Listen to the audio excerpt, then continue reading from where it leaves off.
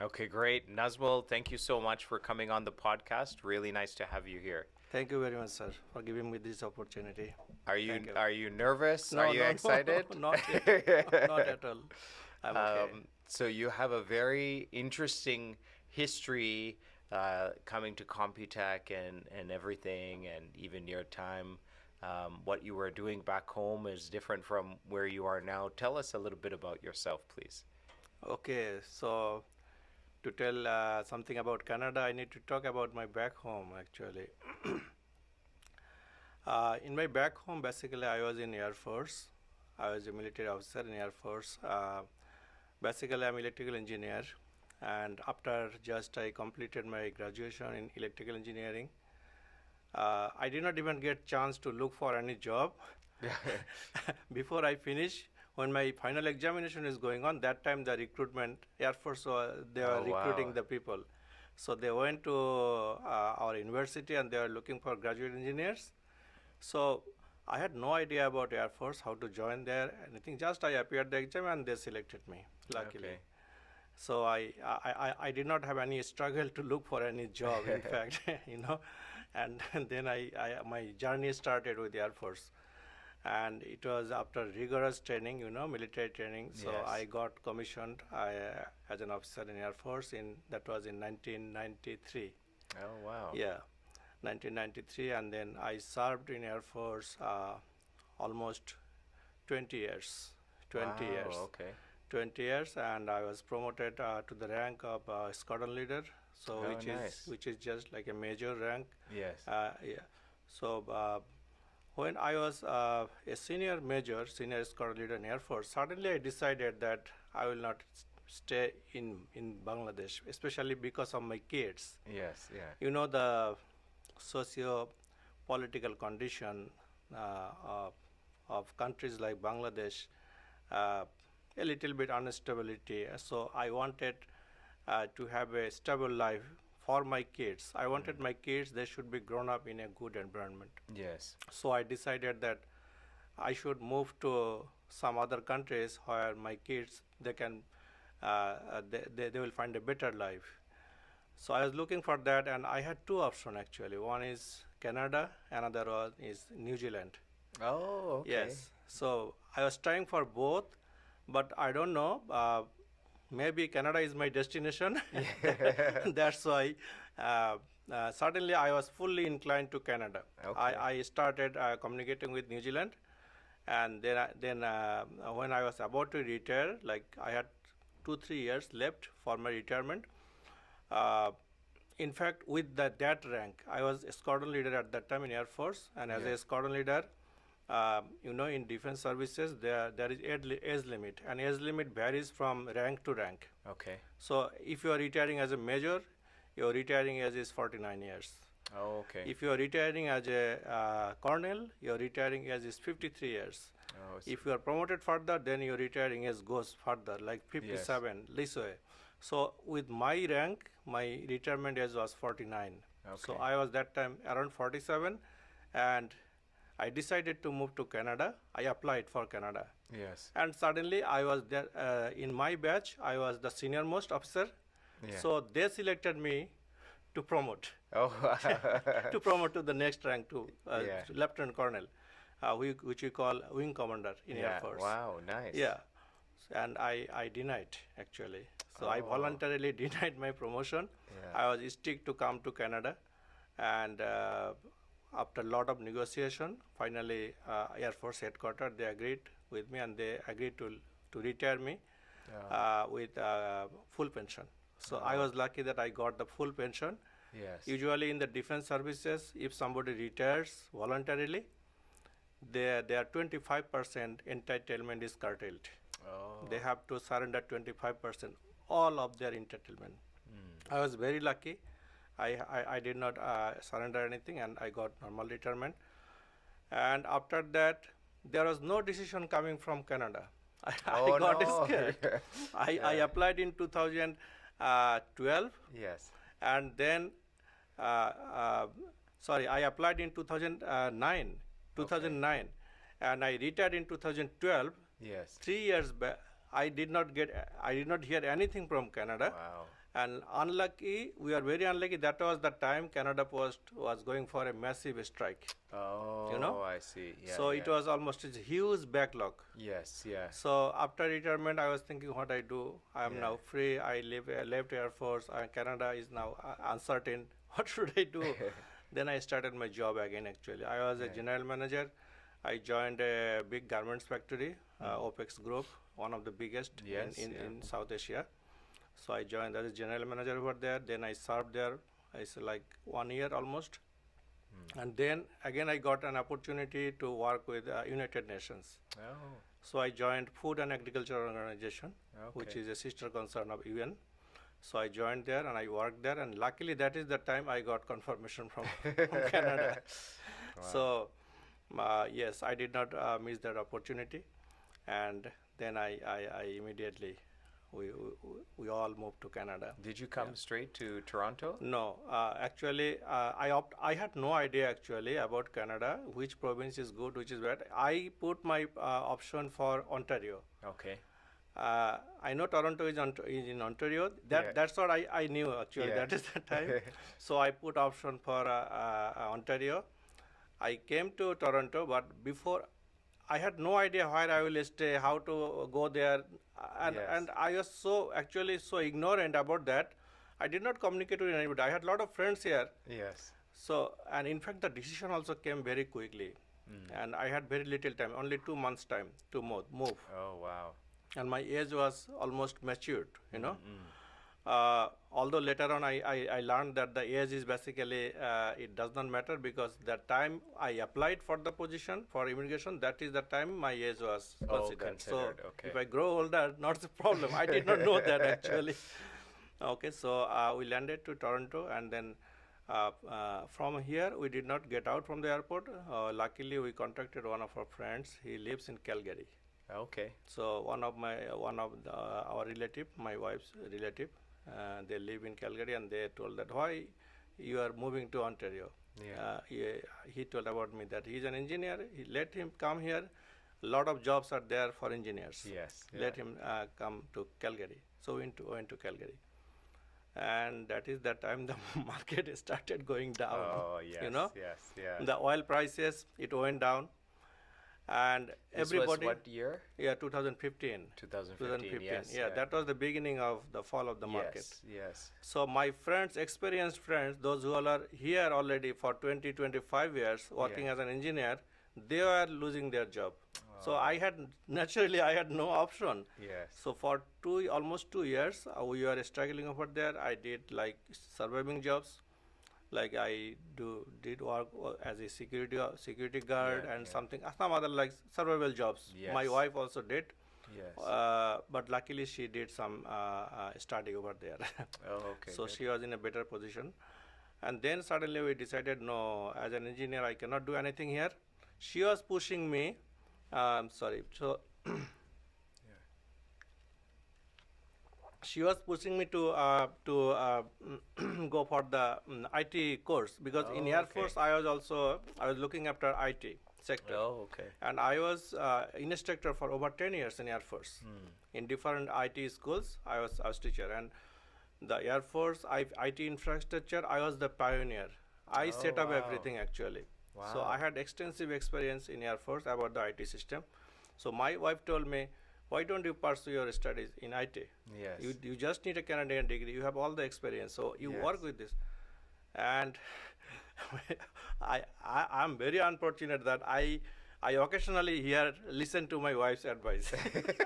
that is the mistake every time I do, So I did not listen to her, and I was telling that, look, I am now 50 years. Yeah. Who will give me job? IT job is for the young people. Yes.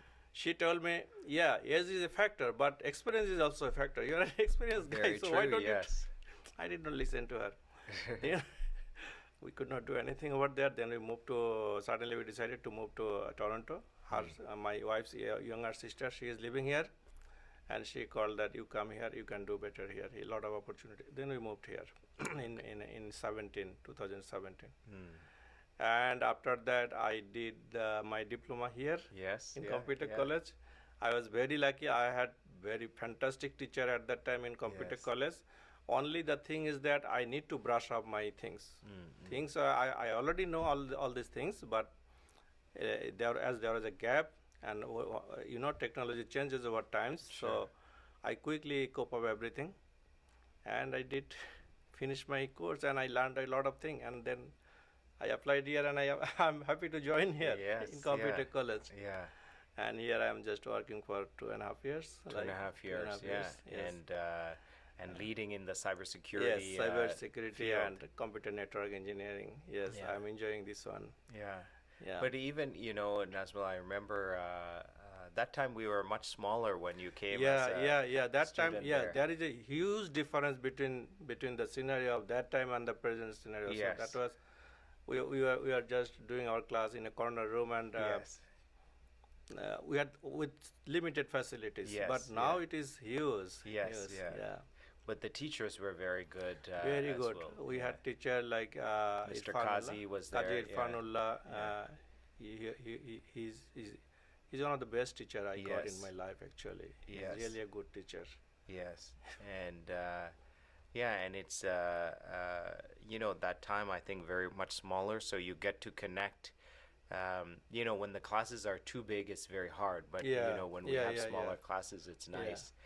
But also, once you graduated, you continued to get these certifications as well. Yes, actually, that is another thing I missed. Actually, during my study, I started collecting my certifications. I did Yes. lot of certifications, like I did Microsoft certifications, I did CompTIA certifications, I did CCNA certification, I did CCNP certifications, I did cloud certification. Yeah, Many all certifications yes. I did actually.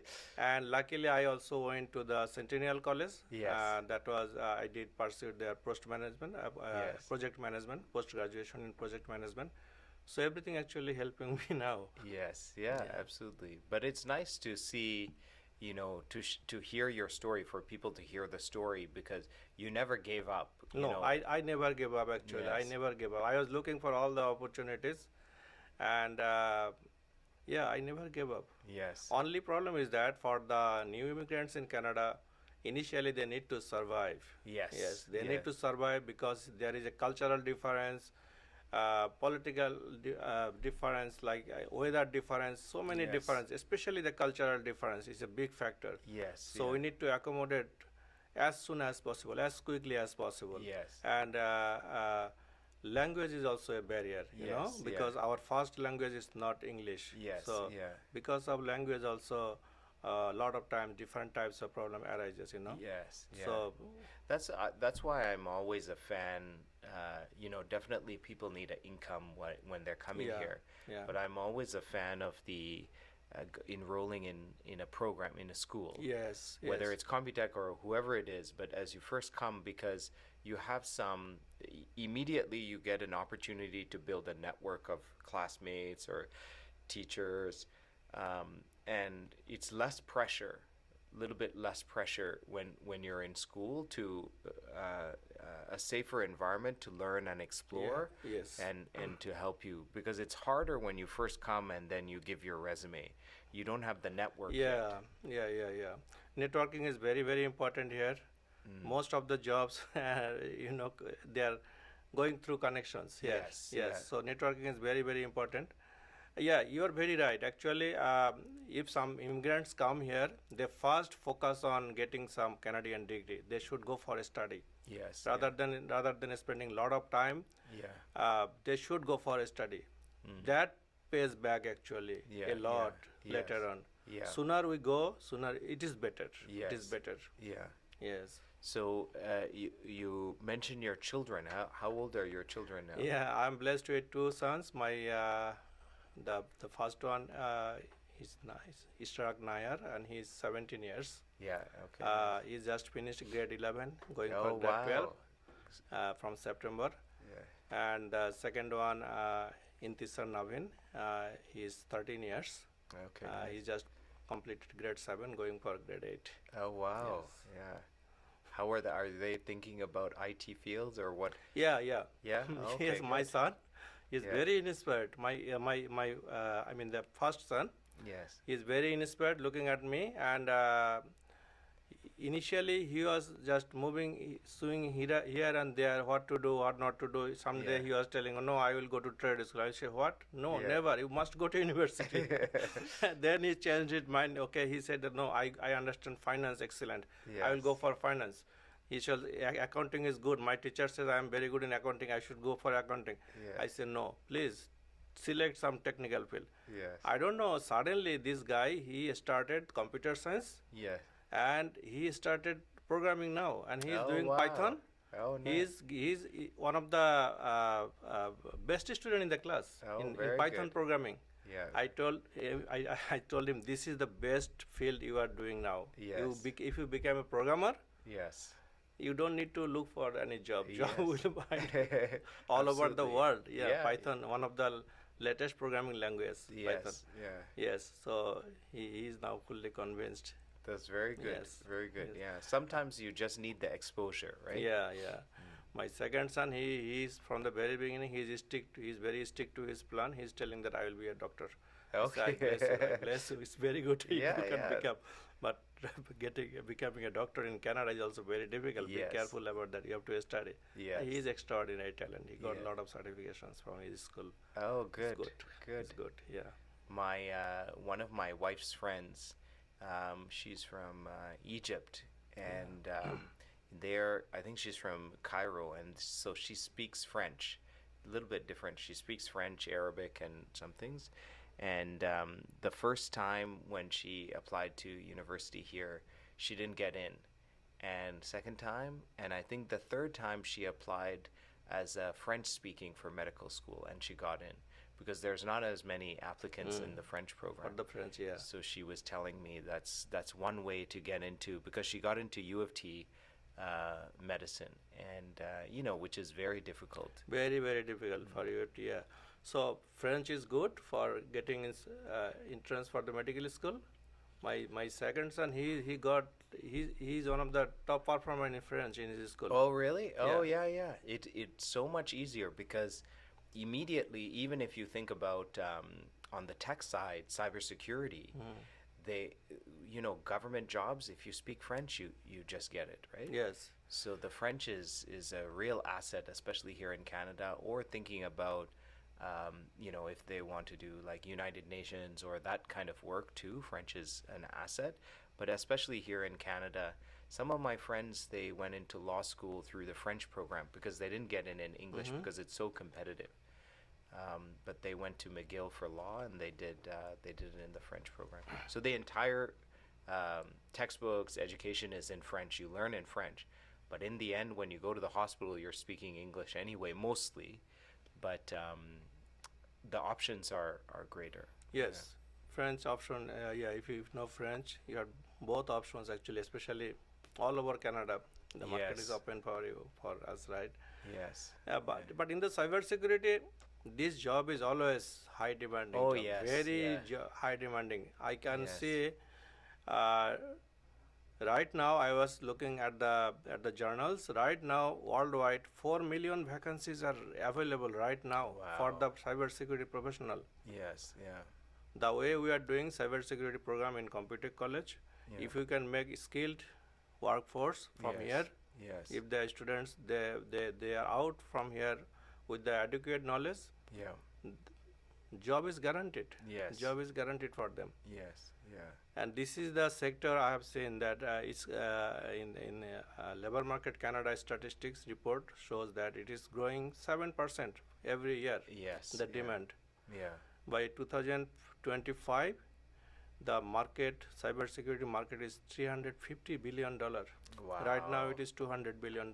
So it's so fast growing So market. we should set up Yeah. a cybersecurity firm, I think. Yeah. Nowadays, Yeah. every organization, they are exposed to hacking threat and all other potential attacks by Yes. the hackers. Yes. Whether it is a small organization or big organization, doesn't matter.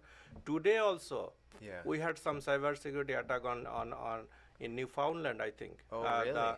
The teachers, they are not getting their EI. Oh, wow. So it's hacked by the hackers. Yeah. Yeah. So every day, every organization is actually facing, exposed to the attacks nowadays. So if we can protect ourselves from the hacking attack. Cybersecurity is the only option. Yes. That Yeah. is the only option. Yeah. Well, it's nice of you to come to the podcast, Nazmul. I really appreciate it because Thank you very much. I also want to say, you're one of those instructors, as we were talking about. You never give up. You're constantly improving yourself, and the students appreciate you for that as well. Because you're guiding them and challenging them as well, which is important. So I really appreciate, and I'm so happy that you're with us Thank you, and sir. guiding the students in this way. So thank you very much for that.